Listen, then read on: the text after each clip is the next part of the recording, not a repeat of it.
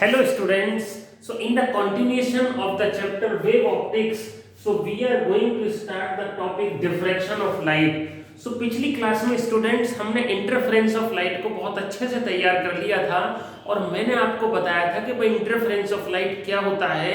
Due to the superposition of two light waves coming from two coherent sources there is alternate variations in the intensity of light and the phenomena of redistribution of light energy होता है, जिसकी वजह से screen पर हमें bright dark fringes consecutively मिलती हैं. तो इंटरफेरेंस ऑफ लाइट हमने पिछली क्लास में पूरा डिस्कस किया और इंटरफेरेंस ऑफ लाइट में हमने यंग्स डबल स्लिट एक्सपेरिमेंट हो या analysis of interference of light हो या एक्सप्रेशन फॉर फ्रिंज विड्थ हो, वो सब हमने किया. एक चेंजेस मैं आपको कराना चाहता हूं स्टूडेंट्स. पिछले वाली क्लास में इंटरफेरेंस ऑफ लाइट में मैंने जो इंटेंसिटी का ग्राफ बनाया था, जो इंटेंसिटी हमें स्क्रीन के ऊपर लाइट की मिलती है उसमें जो वेरिएशंस होते हैं वो मैंने ये वाला ग्राफ ड्रॉ किया था. So students please make a change, एक चेंज इसमें कर ले. ये डिफ्रैक्शन का ग्राफ मैंने ड्रॉ कर दिया था बाय मिस्टेक और इंटरफेरेंस का ग्राफ ये है. ये intensity of interference pattern on the screen. So interference of light में इस तरह से इंटेंसिटी में वेरिएशंस होता है. मतलब जब कंडीशन होती है ना कंस्ट्रक्टिव और डिस्ट्रक्टिव इंटरफेरेंस की, तो इस तरह से इंटेंसिटी चेंज होती है कि 0 पाथ डिफरेंस पर मैक्सिमम इंटेंसिटी होगी, उसके बाद लैम्डा 2 लैम्डा 3 लैम्डा पे मैक्सिमम, और जितनी भी ब्राइट फ्रिंजेस होती हैं वो इक्वल इंटेंसिटी की होती हैं. देख रहे हैं आप? तो यहाँ पर जो पीक है they are of equal height. So intensity में ये आप करेक्शन कर सकते हो. वो जो पिछला ग्राफ जो था इंटेंसिटी का जो ग्राफ था इंटरफेरेंस ऑफ लाइट में, वो ये ग्राफ है और ये जो ग्राफ जो पिछली बार बना दिया था डिफ्रैक्शन का है.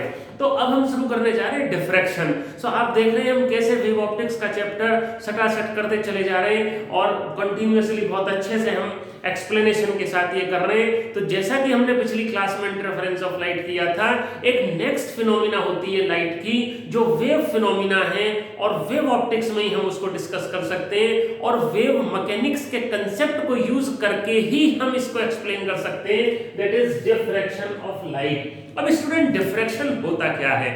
देखो ऐसा होता है, light travels in a straight line. Light travels in a straight line, ये तो आप जानते हैं, लेकिन it is not always true.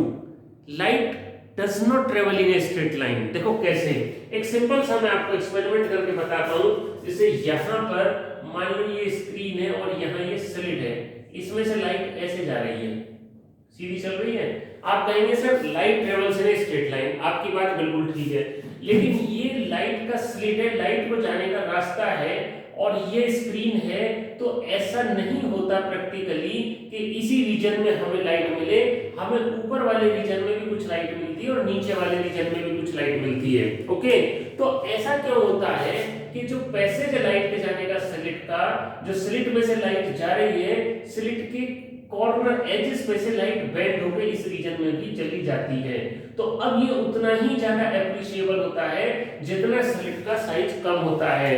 तो जब लाइट किसी ऑब्स्टिकल से निकलती है, मतलब if there is an object placed in the path of light, then light bends at the corners of the slit और round the corners of an aperture placed in the path of light. देखो students क्या होता है, diffraction is simply the bending of light round the corners of an aperture placed in the path of light. अब देखो जैसे ये slit है, इसमें से लाइट निकल के जा रही है, तो लाइट ट्रेवल कर रही है स्ट्रेट लाइन में, लेकिन जो किनारे हैं, जो कॉर्नर्स हैं, जो एंड पॉइंट्स हैं स्लिट के, वहां से बेंड हो रही है.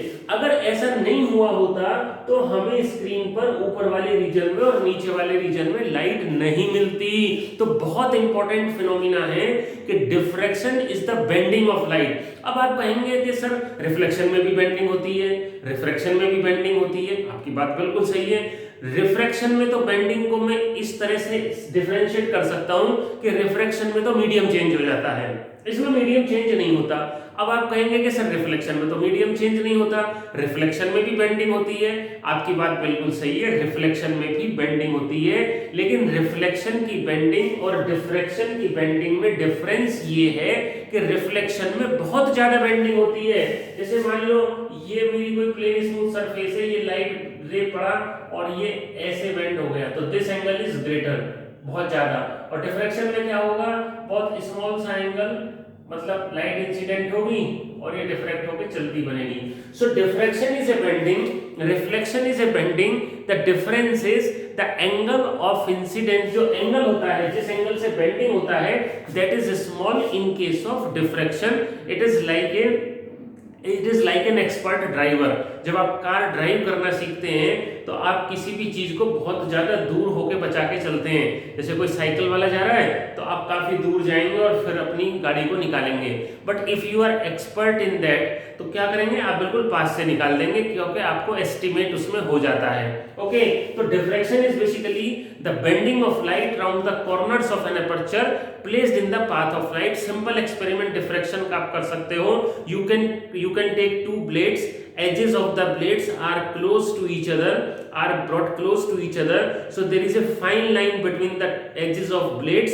So that fine line, when light is allowed to pass through that slit, then you can see the light on the edges of the blades. But diffraction is not commonly observed. अब आप कहेंगे कि sir हमें तो bend होकर light नहीं दिखाई देती है। मान लो दरवाजे में से लाइट आ रही है और हमें तो दरवाजे के दीवार के पीछे तो कोई खड़ा हुआ दिखाई नहीं देता, क्योंकि लाइट बेंड होकर नहीं आती वहां पर। सो डिफ्रैक्शन के लिए कंडीशन होती है जो बहुत इंपॉर्टेंट कंडीशन है और एग्जाम में पूछ ली जाती है students. The condition of diffraction is that the size of aperture should be comparable to the wavelength of light. मतलब जिस ऑब्जेक्ट से, जिस एपर्चर से लाइट का डिफ्रैक्शन हो रहा है, उसका साइज कंपेरेबल होना चाहिए with the wavelength of light. अब जो वेवलेंथ ऑफ लाइट है, इट इज वेरी स्मॉल। आप तो जानते हैं कितनी होती है wavelength of light, that is 600 nanometre और 400 nanometre. So this is very small. तो इतने कम साइज का एपर्चर और ऑब्जेक्ट मिलना बहुत मुश्किल है। So aperture of such small size is not available in actual practice, so diffraction of light is not commonly observed. Diffraction of light is not commonly observed, but diffraction of sound is commonly observed, क्योंकि जो sound की जो wavelength होती है, sound waves mechanical waves होती हैं, sound wave की wavelength tense of centimetre में होती है, 20 सेंटीमीटर, 30 सेंटीमीटर। तो इतने साइज का ऑब्जेक्ट हमें इजीली मिल जाता है, इसलिए साउंड वेव का डिफ्रैक्शन कॉमनली ऑब्जर्व्ड होता है। तो हमसे क्वेश्चन पूछ लेते हैं एग्जाम में कि भाई what is diffraction of light, what is the condition of diffraction of light and why diffraction of light is not commonly observed but diffraction of sound is commonly observed. तो आपने practice में भी देखा होगा, हम मान लीजिएगा हम कहीं पर बैठे हुए हैं और दीवार के पीछे से कुछ आवाज आ रही है तो वो हमें सुनाई दे जाती है।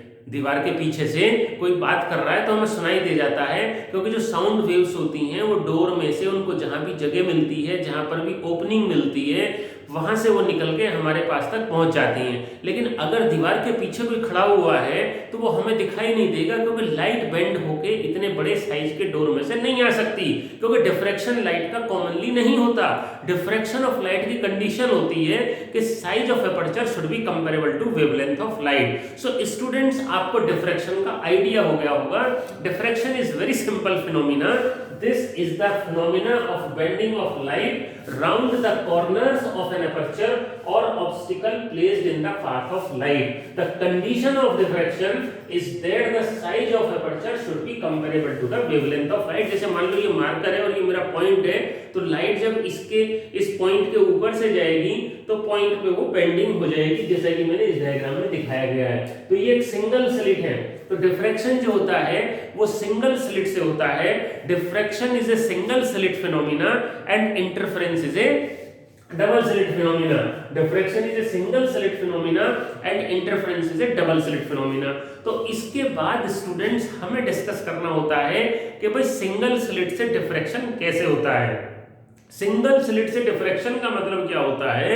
सिंगल स्लिट से डिफ्रैक्शन का मतलब होता है कि भाई कौन कौन सी वो कंडीशंस हैं। भाई पैटर्न तो हमें मिलेगा, जब डिफ्रैक्शन ऑफ लाइट हम स्टडी करेंगे, स्क्रीन के ऊपर जब डिफ्रैक्टेड लाइट को देखेंगे तो हमें एक पैटर्न तो मिलेगा, that is called the diffraction pattern. अब इंटरफेरेंस पैटर्न कैसा था? इंटरफेरेंस पैटर्न तो हमारा ब्राइट और डार्क फ्रिंजेस की फॉर्म में था। तो अब आप पूछोगे सर क्या डिफ्रैक्शन पैटर्न भी ऐसा ही होने वाला है? हाँ बिल्कुल ऐसा ही होने वाला है, but slightly different from the interference of light. So diffraction pattern में कब हमारी bright fringe बनेगी, कब हमारी dark fringe बनेगी, ये हम यहाँ पर स्टडी करेंगे.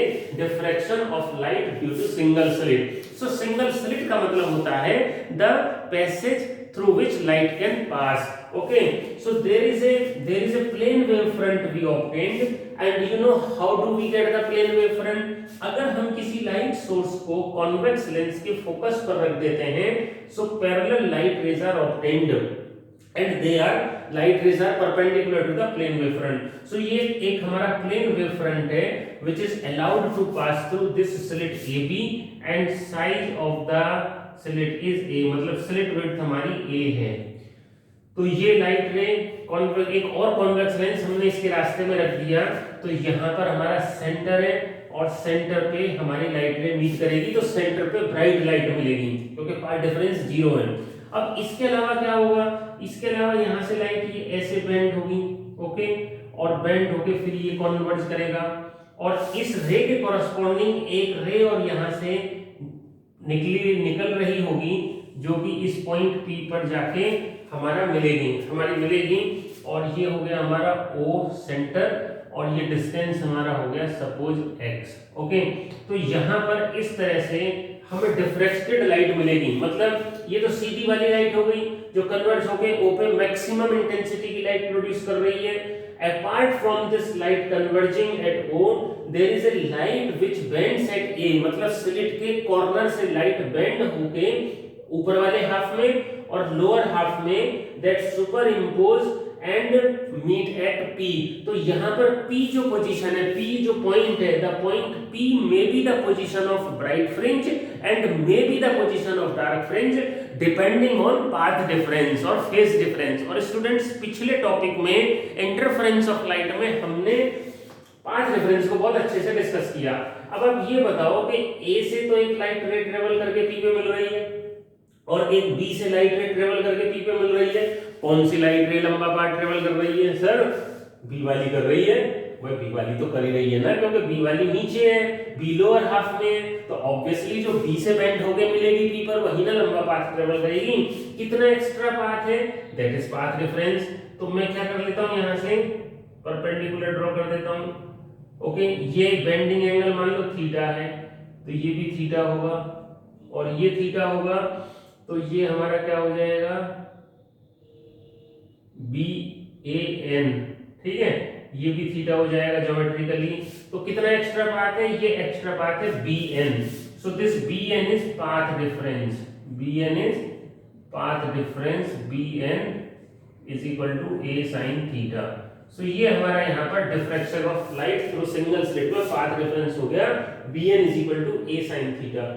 अब ये पाथ डिफरेंस ये डिसाइड करेगा कि whether P is the position of secondary maximum और मिनिमम. तो देखो जरा, पोजीशन ऑफ सेकेंडरी मैक्सिमम हमें ये देखना है कि डिफ्रैक्शन में मैक्सिमम कब बनता है, मतलब ब्राइट फ्रिंज कब बनती है. तो if path difference is lambda, मान लो पाथ डिफरेंस मेरा क्या है, लैम्डा है, या लैम्डा की जगह में क्या करता हूं, पहले मैं इसको condition position of secondary minimum में डिस्कस कर लेते हैं. पाथ डिफरेंस मान लो लैम्डा है, मतलब मिनिमा कब बनेगा, डार्क फ्रिंज कब बनेगी. अगर पाथ डिफरेंस लैम्डा है, A और B से जो दो जो पार्ट है, अपर हाफ और लोअर हाफ, A और B से जो लाइट रेज P पर मीट कर रही है, अगर उनके बीच में पाथ डिफरेंस लैम्डा है और हम इन दोनों को, इस पूरे पाथ डिफरेंस को इस पूरे वेव फ्रंट को दो पार्ट में डिवाइड करते हैं, अपर हाफ और लोअर हाफ, तो दोनों में पाथ डिफरेंस कितना रहेगा, λ/2 और λ/2 के लिए फेज डिफरेंस कितना हो जाएगा, pi. So rays from upper half and lower half will meet in opposite phase, so there will be minima. Okay, तो डार्क फ्रिंज इसी तरह से अगर मान लो 2 लैम्डा है, 3 लैम्डा है, तो मतलब क्या होता है कि दो रीजन से लाइट वेव मिल रही है, एक ऊपर वाले से और एक नीचे वाले से. अगर टोटल पाथ डिफरेंस लैम्डा है और हम अपर हाफ और लोअर हाफ को दो पार्ट में डिवाइड करें, तो λ/2 की वजह से फेज डिफरेंस पाई हो जाएगा और यहाँ पे हमारा मिनिमा बनेगा।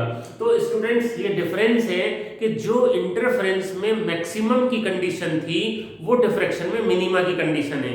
जितने पाथ डिफरेंस पे इंटरफेरेंस में ब्राइट फ्रिंज मिल रही थी, कितने पर मिल रही थी, λ2 λ3 λ इस तरह से मिल रही थी, उसमें डिफ्रैक्शन में क्या मिल रही है, डार्क फ्रिंज मिल रही है। तो कितना जनरल हो गया, जनरली हो गया n लैम्डा और n की वैल्यू 0 1 2 3 एंड सो ऑन। अब इसमें आ जाओ सेकेंडरी मैक्सिमम में। अगर मान लो मेरा पाथ डिफरेंस है 3 λ/2, ठीक है, 3 λ/2, तो 3 λ/2 और मैं इसको 3 पार्ट में डिवाइड करता हूं। सो 3 पार्ट में डिवाइड करने से λ/2 के बीच में phase difference pi, opposite phase में मिलेंगे, कैंसिल कर जाएगा। जो तीसरा λ/2 होगा that will reach on the screen and will produce maxima. Similarly 5 λ/2 7 λ/2। सो मतलब ये है कि अगर एक λ/2 के करस्पॉन्डिंग दूसरा λ/2 कैंसिल हो रहा है तो एक और λ/2 बचेगा जिसकी वजह से लाइट स्क्रीन पर पहुंचेगी और वहां पर हमें क्या मिलेगा, मैक्सिमा मिल जाएगा। तो in general path difference should be 2n + 1 λ/2 और n = यहां पर 1 2 3 एंड सो ऑन हो गया। सो स्टूडेंट्स हमने अभी diffraction of light single slit से, इसको बोलते हैं फ्रॉनहोफर डिफ्रैक्शन। दो तरह का डिफ्रैक्शन होता है, फ्रॉनहोफर डिफ्रैक्शन जिसमें लाइट सोर्स मतलब light rays are coming parallel to the infinity से आती हैं। फ्रॉनहोफर डिफ्रैक्शन सिंगल स्लिट से हमने डिस्कस किया और हमने ये पता किया स्टूडेंट्स कि किस कंडीशन में स्क्रीन के ऊपर ब्राइट फ्रिंज बनती है और किस कंडीशन में स्क्रीन के ऊपर डार्क फ्रिंज बनती है। मैक्सिमा का मतलब ब्राइट फ्रिंज और मिनिमा का मतलब डार्क फ्रिंज। मतलब if there is a path difference of λ2 λ3 λ that is n λ, it means there is a dark fringe or minima formed on the screen, and if path difference is 3 λ/2 5 λ/2 7 λ/2 or 2n + 1 λ/2 then there will be maxima on the screen। अब एक important topic यहाँ पर आता है width of central maxima. देखो centre में हमेशा maxima बनेगा क्योंकि सेंटर ब्राइट होता है और पाथ डिफरेंस सेंटर पे जो लाइट रेज ऊपर वाले हाफ और नीचे वाले हाफ से पहुंचती हैं उनमें पाथ डिफरेंस 0 होने की वजह से centre is always bright. Students please remember whether it is interference of light और diffraction of light, centre is always bright. Okay, तो सेंटर ब्राइट है तो सेंट्रल मैक्सिमा ब्राइट होता है। इसके ऊपर क्या बनेगा, डार्क, और इसके नीचे भी क्या बनेगा, डार्क। तो सेंट्रल मैक्सिमा के दोनों तरफ जो डार्क फ्रिंज बनती है उनके बीच की जो डिस्टेंस होती है that is width of central maxima. देखो हम डिफ्रैक्शन ऑफ लाइट में फ्रिंज विड्थ नहीं निकालते। डिफ्रैक्शन ऑफ लाइट में फ्रिंज विड्थ इसलिए नहीं निकालते क्योंकि डिफ्रैक्शन में फ्रिंजेस की विड्थ सबकी अलग अलग होती है। इंटरफेरेंस में तो इक्वल विड्थ की फ्रिंजेस बनती हैं, यहाँ पर अलग अलग विड्थ की बनती हैं और इंटेंसिटी भी कम होती चली जाती है। तो इसलिए हम क्या करते हैं, केवल सेंट्रल फ्रिंज जो सेंटर ब्राइट बना है उसका विड्थ निकाल लेते हैं। तो विड्थ ऑफ सेंट्रल मैक्सिमा क्या होता है, this is the distance between two dark fringes on either side of central bright. तो इधर x और इधर x, तो कितना हो गया ये 2x हमें निकालना है। तो एक बार हम x निकाल लेते हैं। तो x कैसे निकालेंगे स्टूडेंट्स, देखो ये स्क्रीन से स्लिट का डिस्टेंस हो गया कैपिटल D और path difference a sin theta, ठीक है, और OPX। तो मिनिमा की क्या कंडीशन है, path difference a sin theta = n lambda. और मैं फर्स्ट मिनिमा की बात कर रहा हूं, मिनिमा का मतलब डार्क फ्रिंज। तो फर्स्ट डार्क फ्रिंज के लिए n की वैल्यू 1 हो जानी चाहिए। तो sin थीटा = λ/a। अब अगर थीटा स्मॉल है तो थीटा sin थीटा को थीटा लिख लेंगे λ/a, ठीक है। अब यहां से एंगल, ये एंगल भी थीटा होगा, ये डिस्टेंस d है। So angle = arc/radius। if theta is small then this distance will act as an arc, so angle = arc/radius। so theta = x/d और ये फोकल लेंथ के भी इक्वल हो जाता है। सो थीटा की जो दो वैल्यूज हैं λ/a और x/d को कंपेयर किया तो x = λ/d/a। where λ is the wavelength of light, d is the distance of screen from the slit and a is the slit size और slit width, जो slit का साइज है जितनी जगह में से लाइट जा रही है। तो width कितना हो गया, 2x = 2 λ/d/a। This is the width of central maxima. अब स्टूडेंट्स यहां पर कई बार हमारा एंगुलर विड्थ भी पूछ लेते हैं। सो एंगुलर सेंट्रल मैक्सिमा का विड्थ क्या होगा, 2 theta is equal to 2 lambda by a. तो अगेन यहाँ पर भी डिफ्रैक्शन ऑफ लाइट में भी जो central width of angular width of central maxima है 2 lambda by a, it is independent of the distance of screen from the slit। ठीक है, अब यहाँ पर ये इसका इंटेंसिटी का ग्राफ हो गया। डिफ्रैक्शन में खास बात क्या होती है, जैसे जैसे आप सेंट्रल ब्राइट फ्रिंज से ऊपर जाएंगे इंटेंसिटी कम होती चली जाएगी और नीचे आएंगे तो भी कम होगी। सेंट्रल ब्राइट का मैक्सिमम इंटेंसिटी होता है, तो यहाँ देख रहे हैं मैक्सिमम, और ये पीक का हाइट कम होता चला गया। ठीक है, जबकि इंटरफेरेंस में सब इक्वल हाइट के थे, इंटरफेरेंस में पहले डिस्कस कर चुका हूँ। फाइन, तो ये कंडीशन से पाथ डिफरेंस की। तो जो फर्स्ट यहाँ पर जो फर्स्ट मिनिमा, यहाँ पर मैक्सिमा, दूसरा वाला जो मैक्सिमा होगा, जो सेकंड ब्राइट फ्रिंज होगी, उसका इंटेंसिटी इसका 22.5, और इसके बाद जो थर्ड मैक्सिमा दैट इज 62.5। इस तरह से ये रिड्यूस होता चला जाता है। फाइन, तो ये यहाँ पर हमने डिफ्रैक्शन ऑफ लाइट कर दिया इस तरह से, और इस तरह हमारा ये चैप्टर पूरा हो गया। इसमें एक और छोटा सा फॉर्मूला होता है दैट इज फ्रेस्नेल डिस्टेंस, मैं आपको बता देता हूं। फ्रेस्नेल डिस्टेंस, ये वो डिस्टेंस होती है, जैसे मान लीजिएगा ये यहां से स्क्रीन और स्लिट के बीच में एक मिनिमम डिस्टेंस होना चाहिए, so that diffraction becomes appreciable और ray optics is in good approximation. So Fresnel distance होती है ZF is equal to a square by lambda।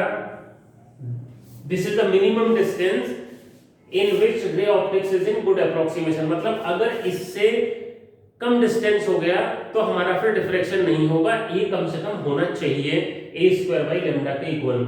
So students, आपने इंटरफेरेंस भी स्टडी कर लिया, डिफ्रैक्शन भी कर लिया। अब कुछ पॉइंट्स हम डिस्कस कर लेते हैं, difference between interference and diffraction.